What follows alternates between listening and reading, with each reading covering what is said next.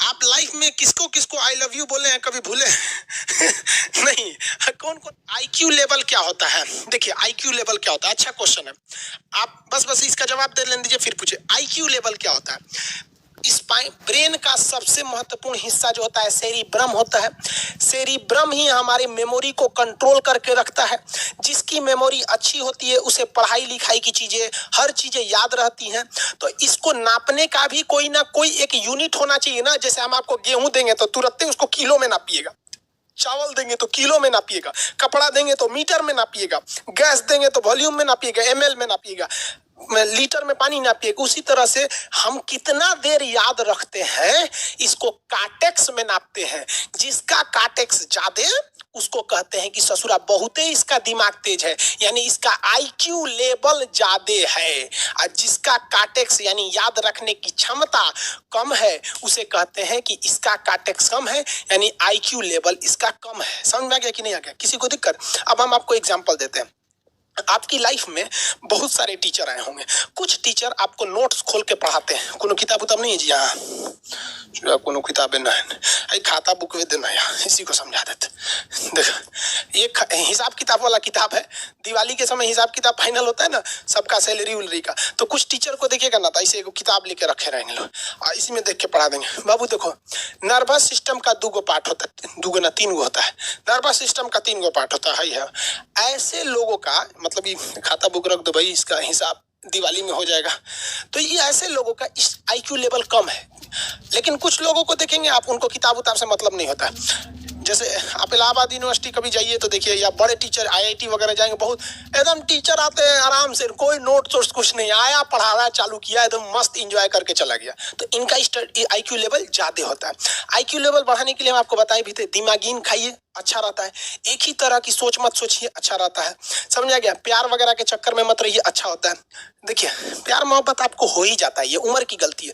लेकिन सही क्या है कि आपके अंदर एक समझदारी रहनी चाहिए कि भाई साहब ये उम्र की गलती है तो इसे गलती भरी स्वीकार कीजिए। अपने आप को जीवन साथी बनाने की कोशिश मत करिए। बस ये एक समाज के लिए गलत है, हमारी संस्कृति के लिए नहीं है। तो आप करते हैं तो छुप के ही रहिए।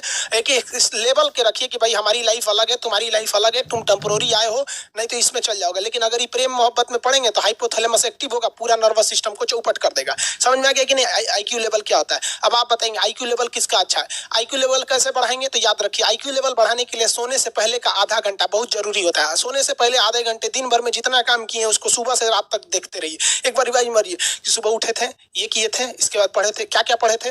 खान सर ये पढ़ाए थे, आप कहीं मैथ पढ़े होंगे, उसको सोचिए मैथ में क्या पढ़ाया गया था। खटाखट खटाखट आपको सोचना ही है ना, सोचने में कितना टाइम लगता है, खटाखट। तो अगर इसको रिवाइज करते रहेंगे, गिन के 42 दिन में आपका आईक्यू लेवल तेज हो जाएगा। फिर आप कहेंगे कि सर जी हमरो बिना किताब का याद हो गया। और अगर यही खत्म हो जाएगा तो क्या कहिएगा, आपका भी आईक्यू लेवल गिर जाएगा। सपना कैसे आता है? ये ब्रेन की वजह से आता है।